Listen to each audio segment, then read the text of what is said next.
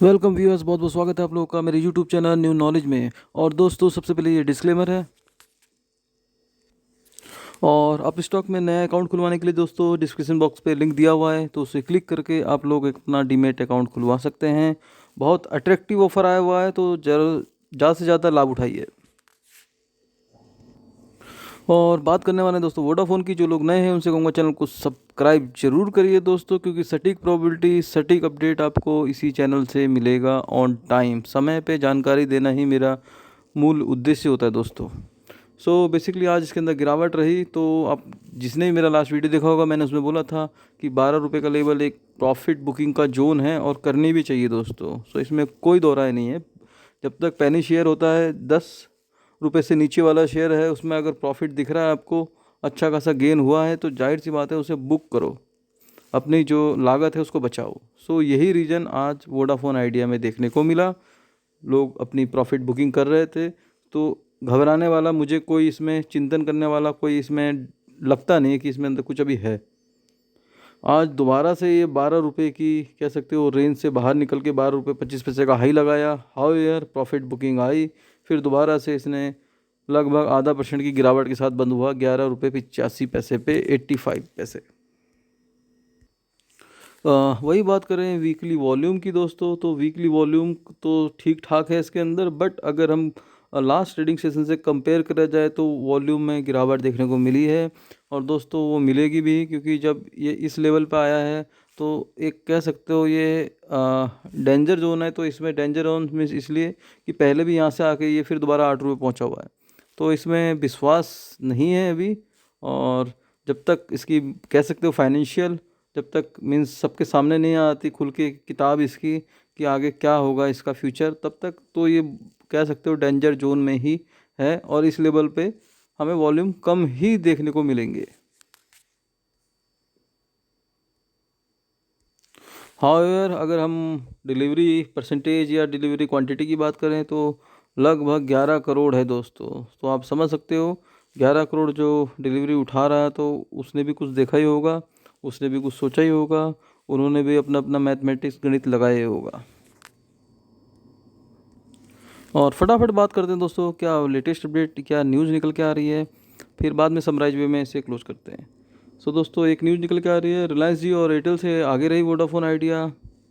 सो ये देखिए एक पॉजिटिव अपडेट है कि इनसे जो भी है मीन्स कह सकते हो भारतीय एयरटेल और जियो से आगे रहना एक बड़ी बात है दोस्तों।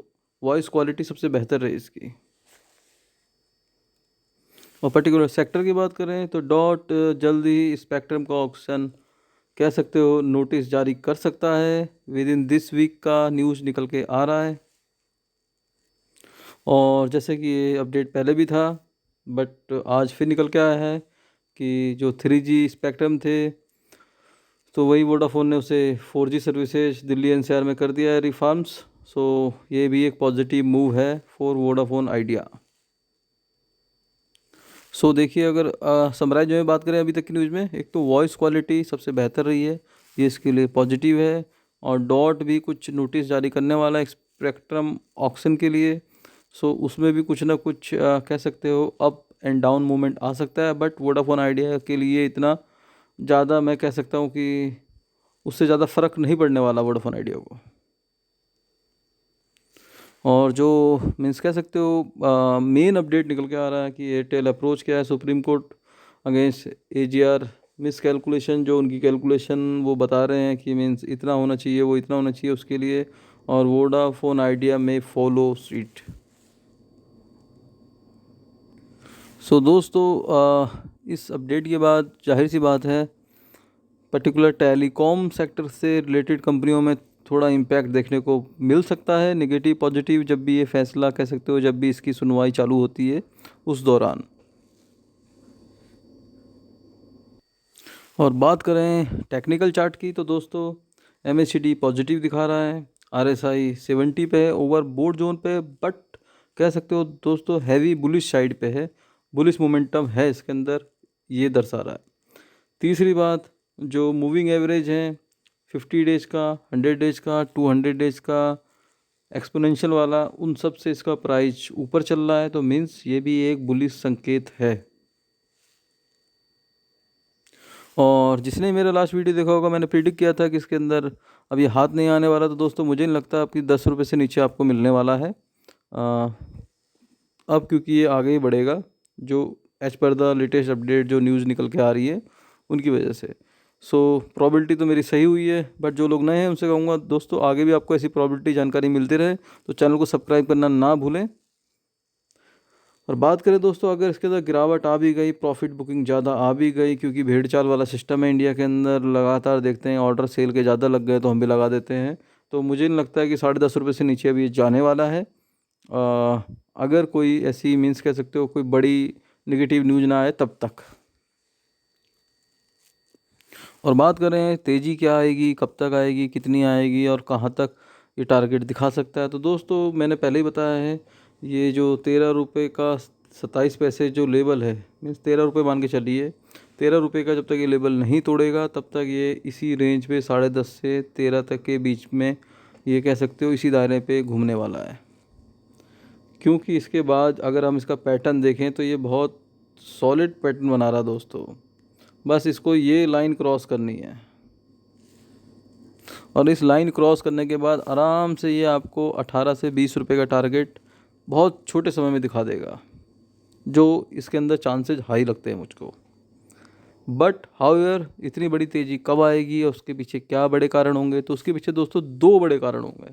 पहला, जो इसके Q3 के रिज़ल्ट आएंगे, उसके अंदर इसको अपना जो नेगेटिव है प्रॉफिट उसको पॉजिटिव में दर्शाना होगा, और होप करते हैं कि इन कोशिश प्रयास तो बहुत अच्छे करें तो नंबर से में भी उसका इम्पैक्ट देखने को मिले। एक तो वो रीज़न हो सकता है, और वही रीज़न सबसे मेन होना चाहिए मेरे हिसाब से, कि जब तक बैलेंस शीट मजबूत नहीं होगी दोस्तों, कोई भी कंपनी कितना भी एफर्ट कर ले कोई फ़ायदा नहीं है उसका। और दूसरा रीज़न जो कह सकते हो कि तेज़ी आएगी और बहुत तेज़ तेज़ी आएगी, उसके पीछे दोस्तों ये न्यूज़ है, जो कह सकते हो डायल इन्वेस्टर्स हैं वो $2 बिलियन फंड की जो फ्रेश कैपिटल इनको मिलने वाली है। सो चांसेस पूरे हाई हैं दोस्तों कि ये जो ट्रांजैक्शन है या ये डील है, ये कह सकते हो कि विद इन जनवरी में क्लोज हो जाए या एग्जीक्यूट हो जाए।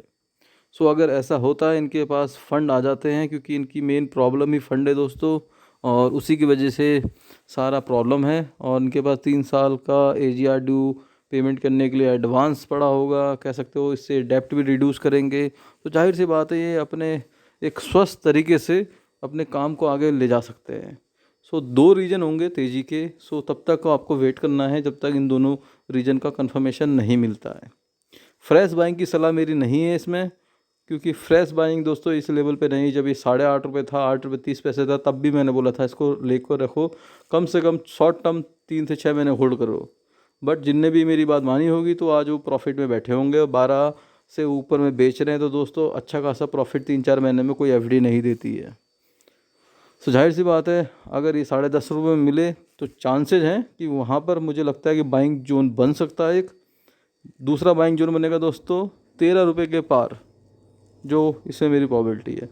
होप, उम्मीद है जानकारी समझ में आई होगी। अगर थोड़ा सा भी समझ में आए तो वीडियो को लाइक, चैनल को सब्सक्राइब और अपने फ्रेंड सर्कल के साथ शेयर ज़रूर करें। मिलते हैं नेक्स्ट वीडियो में, बाय बाय।